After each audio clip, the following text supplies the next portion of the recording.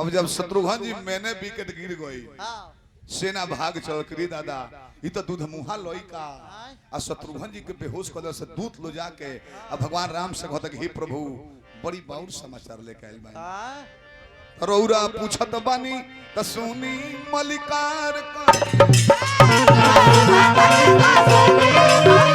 ए रौरा पूछत बानी त सुनी मलिकार कहिले ए मालिक कहूं मैं शर्म लगता कोनो योद्धा मरले रहित शत्रुघ्न जी के कोनो वीर मरले रहित कहे में लाज ना लगी कि जोड़ा के वीर भेटा गइले हम बाकी मलिकार हती हती दुगो बालो देखे में छोट बाकी चोट बरियार बा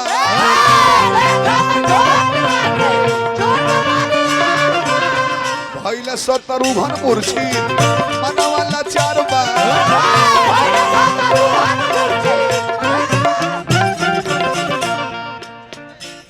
चल के कोइल जा लड़ैया स्वीकार मलिका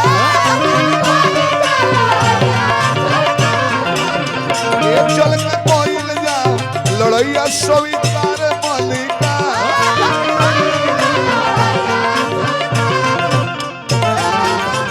हे मालिक अब चल के लड़ाई स्वीकार करी ना तो सारी सेना भाग रहल बिया भगवान राम कहन की सेनाध्यक्ष सेना सजाया जाए सारथी रथ निकालो हम स्वयं श्री रामचंद्र ही लड़ने जाएंगे उन दोनों बालकों से पहले लक्ष्मण जी के गोड़ धले मलिकार छोट भाई जीते बा जे मेघनाथ के मरले हो जे इंद्र पर विजेता हो के इंद्रजीत का हाथ रहे ओकर बद्ध हम कइले हई हम जीते बानी बड़ भाई लड़ाई करे जाई तो हमरा इज्जत प्रतिष्ठा के तोहिनी ना होई हमरा के आज्ञा दी हम जाता नहीं और लइकन से लड़ाई को हम विजयी होके आई पहले कि जा ए हमारा छपरा जिला का लो ठेठ छपरा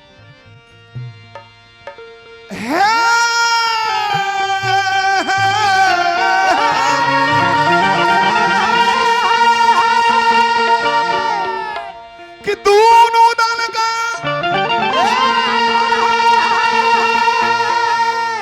अरे भइल बाटे रोना में भिरनावा जनवा बाची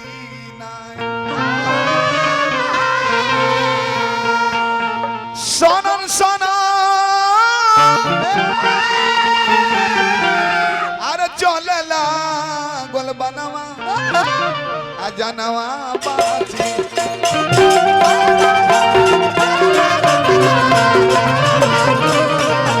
सनन सना चलला गोल बनवा जनवा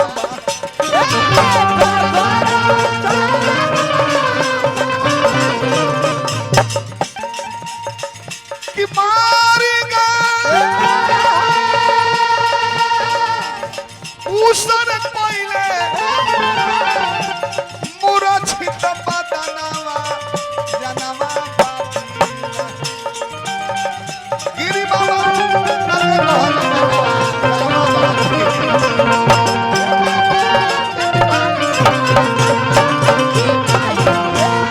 और कंट्रोलिंग में रखा स्पीड बहुत तेज कहता आप जानी मलिकार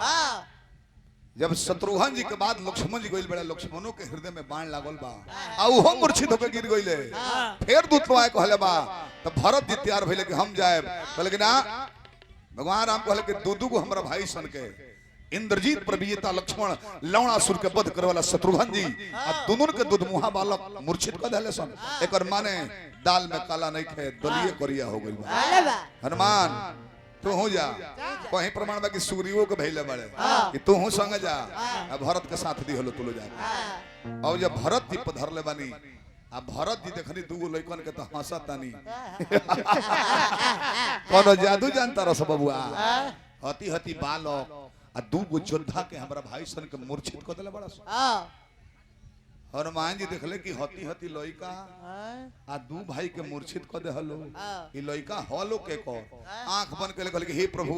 यदि हम हृदय से और सेवा कइले होई हनुमान के सेवक होई माता सीता के सेवक होई तो हमरा हृदय में उ फिगर आ जाओ जे करी लइका हो तले हनुमान जी नजर बन के बड़ा देखत रही तो रामे सीता का लइका हो रामे सीता के फिगर आवता जान गेले कि मलिकार लीला लगौले बनी तले ब्रह्मास्त्र चला देले बड़े ब्रह्मास्त्र में बांध के हनुमान जी के चाहते तो तुर दे तो हनुमान जी बाकी तुरले ना कि मलिकारे का लइका होलो झगड़ा के करे जाई फेड़ा में बांध दियो कि हनुमान तू ही सीता जी के पता लगौले रहलो ए जा आराम करो तले फेड़वे में आ दुमुखी बाण मरले बड़े एगो बाण से सुग्रीव जी बेहोश हो जाता रहे आ एगो बाण से भरत जी बेहोश भइल बात हल्का गिरी दे लइका त न हो विकेट ले ले से तब भगवान राम पधरले बनी देखले बनी चेहरा कहनी बबुआ बबुआ तारलो पर तो हाथ उठावे के मन है कर तो बाण कैसे चलाई हो उस कहले कि तू के हो कहले कि हम रामचंद्र हई अच्छा तू ही राजा हो रह वाल्मीकि रामायण में पढ़ले बनी जा हमनी के सिटी वाल्मीकि रामायण में पढ़ले बनी जब वाल्मीकि जी एगो रामायण लिखले बनी तो हरे चर्चा बाओ में ई बतावो रावण के बोध कइलो सीता जी के अग्नि परीक्षा लेहलो सीता जी पास हो गेली अग्नि देवता स्वयं सीता जी के लेकर निकले बड़े कि हे राम सीता गंगा की तरफ पवित्र है से ग्रहण कलू सारी बांदरी सेना देखल विभीषण जी देखले वानर राज सुग्रीव देखले हनुमान जी देखले सभे देखो तू जानत रहले कि सीता पवित्र बाड़ी ओकरा बावजूद भी अयोध्या में एगो धोबी के कहला से आ सती मेहरारू के 4 महीना के गर्भवती सीता के तो वन में काहे भेजा दहल रामायण में हम पढ़ले बानी तार चर्चा वाल्मीकि जी लिखले बानी काहे भेजवा दहल काहे भगवान राम कहने कि हे बालक एगो पति के नाते हम ना भगो ना हम जानत रहनी सीता पवित्र बाड़ी कि एगो राजा हई एगो जज के सामने मर्डर कर देबो आ कोर्ट में जज के हिम्मत नहीं है कि तरह के देखला के बाद में से निकल के गवाही देस कि हमर सामने मरले बड़ा हो जा दोसर गवाह चाहे हम जानत रहनी सीता पवित्र बाड़ी हम कौना धर्म के पालन करी हेन पूछला हो एगो राजा के प्रजा संतुष्ट हो जाए तो राजा के जियले मोले कोनो फायदा नहीं प्रजा पुत्र रूप में होले ऐसे हम राय धर्म के पालन को के आ सीता के वन भेजवा दे पहले कोनो बात नहीं लड़ाई करो भगवान कहतन के बबुआ मनवा मोहताते अरे रूपवा तोहार ए बबुआ हो ना हार लागेला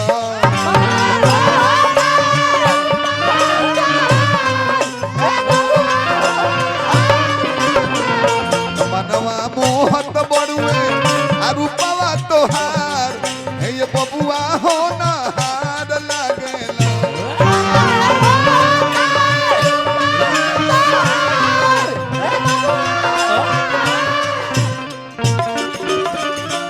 आगे कार्यक्रम होइता लड़बे न करबो लड़ाई करब तर से लेकिन वो तने पर परिचय तो की होवो कौना राजा के लइका हुआ रूप रेखा तो बड़े जात नहीं और लागत दूध मुहा बाड़ो बालक दहर के बापरती पालो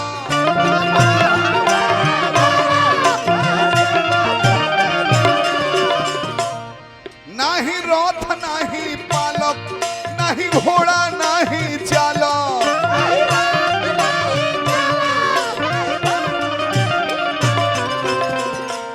बोला हवे पवन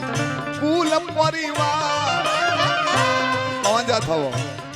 भोला छतरी अहिर की हवा भूमिहार ये बबुआ हो ना हार लागला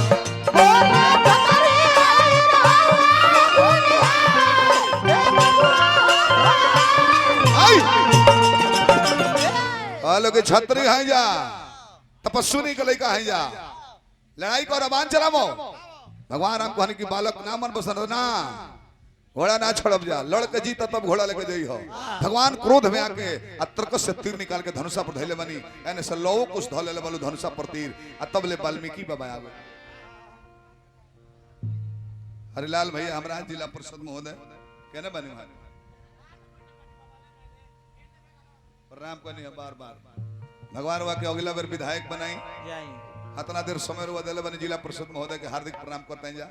पद प्रतिष्ठा बना रहा लड़ाई वाल्मीकि जी रोकवा दिले करे लड़का इनकर प्रजा हमनी के हई जा अवध नरेश हमें उनका अंडर में हमनी के जंगल बनावेला सब माफी मांगा से जाके अब गुरुजी के आदेश रहे लो कुछ जाके माफी मांगले वालो बाकी घरे जाता लो दोपहरिया ढलला के बाद मैया जानकी भीतर के बबुआ बड़ी देर क देले हस कहां रहल हस ना देखले बनी लइकवा कुकुर के डंडा मार दिए सब भाग जले सब कुकुरा जाके माई से कह माई रे एक डंडा मोनी काहे दे क देले है वह लौ कुछ लइकाई बुद्धि को तले के माई भाई रामचंद्र के घोड़ा छूटल लो स्वामी एक जग के हाँ रामचंद्र के हाँ माई संगवा सेना लड़लो हाँ शत्रुघ्न जी निगरानी करतले हम हाँ। सेनो लोग को मरनी हजार हाँ। और शत्रुघ्न जी के एक के बाण में ली बितनी है अब तो ये लोग जानत ना लेकिन हमारे माई सीता होई हाँ तपस्विनी के लइका जानत रहे लो रामायण पढ़ के जानकारी हासिल कइले रहे लो हाँ व्यास कुशवाहा जी पुरस्कार दिला बनी हार्दिक नंबर रोकल रह बेस के संजान को दनाल के बेस